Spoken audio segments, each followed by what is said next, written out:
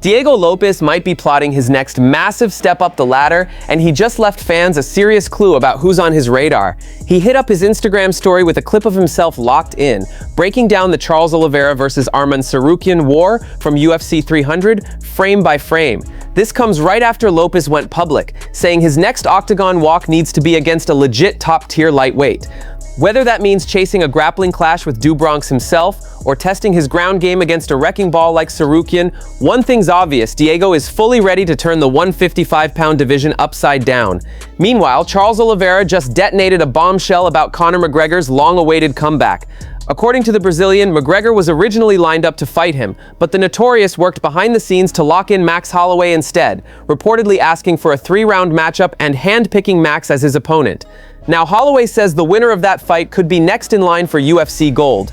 Let's roll the clip. People are talking about the winner of this fight maybe fighting for the 155 title, maybe even fighting for the 170 title after. So all I gotta do is go out there, get my hand raised, and not only my hand raised, get my hand raised in an exciting fashion, and we see what the ball is gonna be in UFC court, and whatever way they go, I'll be ready. If they came to you and said, Max, your choice, Islam at 170 or Justin rematch at 155, what would be more intriguing to you? I would love to, and both of the fights is fun, you know, but why not go back down to 55 and then do something amazing and ask to maybe come back up? We see what happens. You know, I would love to fight both of them. I would love to fight both of them again. And that's a tough one, man. I don't know what I would choose. We gotta wait, you know. First thing first is Conor McGregor, but that you put me in a tough situation, bro. Because both fighting, being able to have an Islam fight, bro, and the way Islam career would win, that'd be pretty sick, you know, to share the octagon with that guy. So Paddy Pimblett just fired off some blunt advice to Ilia Topuria after his brutal title loss to Justin Gaethje, and true to form, the baddie is already teasing a blockbuster showdown of his own. Pimblett sent a direct message telling Topuria to sit with the loss, stay humble after that kind of beating, and use it as fuel to come back stronger. But of course, Paddy couldn't resist stirring the pot on their rivalry, declaring he'd love nothing more than to be Ilia's official comeback fight, and that he's fully confident he'd get the job done if they ever shared the cage. Meanwhile, the man who actually took Topuria's belt isn't optimistic about his road back. Gaethje believes reclaiming UFC gold is going to be brutally difficult for the former champion now that his aura of invincibility has been shattered. According to Gaethje, walking through the fire and breaking Ilia down exposed the blueprint, proving to the entire division that Topuria is human after all. Let's hear what Paddy has to say.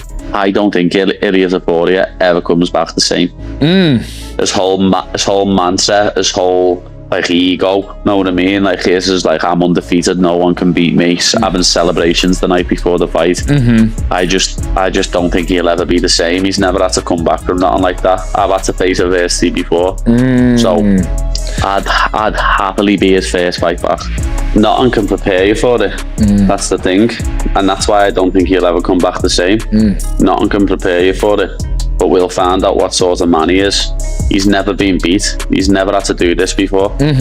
He's gonna have to look at himself in the mirror and be like, "What? I've just got my head smashed in. I need to come back." And you never know, he might not have the cojones to do it. What Justin said before it, I think, was perfect when he said, you're like, he basically said your head's gonna fall off when it gets to the second round, when it gets to the third round, when it gets to the fourth, and Ilia's like, it's not gonna go past the first. Khamzat Chimaev just revealed he linked up with Ilia Topuria for a training session, and the timing caught plenty of fans off guard. Speaking with Russian vlogger Adam Zubairov, Chimaev looked back on Topuria's UFC run, praising his finishes over Alexander Volkanovski and Max Holloway, plus his run as a 2-division champion. Digging into the aftermath of the Gaethje loss, Khamzat casually mentioned he stopped by Ilia's gym roughly a week after the fight. Since Topuria was still healing from the damage, this wasn't a full sparring session. The two stuck to grappling, since Ilia is still not cleared for hard striking after fracturing both orbital bones, with the right eye taking the worst of it. Doctors expect a full recovery, but he needs more time before returning to contact work. Chimaev explained that even with the size gap and Topuria still banged up, Ilia refused to back down from the challenge. He has had an amazing career in the UFC. Getting a finish over Holloway and Volkanovski was really impressive. It's a great achievement for Georgians, having a UFC champion in 2 divisions.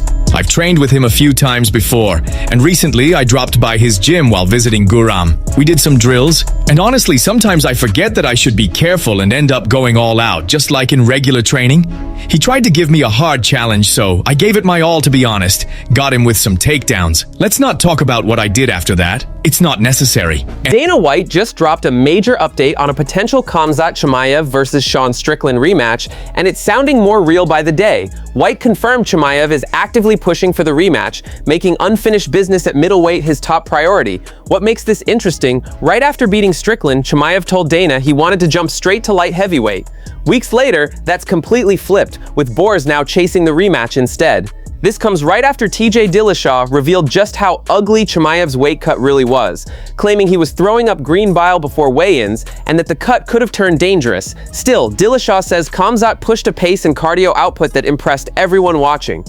So what do you think? Do Chimaev and Topuria deserve immediate title shots after brutal losses like that, or do they need to earn their way back to the top? Drop your predictions in the comments. Couple questions for my son. He wants to know, is Chimaev going up to light heavyweight? And I want to know, I think it was just announced McGregor's coming back. McGregor is coming back. International Fight Week in Vegas. Go ahead. So, what's the date on that fight? Fucking July 11th. Okay. Saturday, July 11th, McGregor versus Holloway in Vegas, International Fight Week. And Khamzat right now is asking for the rematch with Strickland. That's what he wants. We don't know what we're going to do yet. So you make that decision at some point? Yeah. You'll just, okay. Yeah. Does Strickland want it? Strickland will fight anybody. Yeah. And that's the thing I respect about him. He's not running from anybody. No. All right. So what do you think? Do Chimaev and Topuria deserve immediate title shots after brutal losses like that, or do they need to earn their way back to the top? Drop your predictions in the comments below. Jon Jones is cleaning up a mess he says he never meant to make. After Alex Pereira's stunning second-round knockout loss to Cyril Gane at UFC Freedom 250, a viral clip appeared to show Jones mocking the Brazilian, flashing a goat necklace right after the result. Fans erupted, accusing the light heavyweight king of kicking a rival while he was down. But sitting down with Red Corner MMA, Jones set the record straight. He insists the gesture had nothing to do with disrespect and pointed to something far more personal. Jones reminded fans that when his brother Arthur passed away last October at just 39, Pereira was one of the first to publicly honor him with a moment of silence.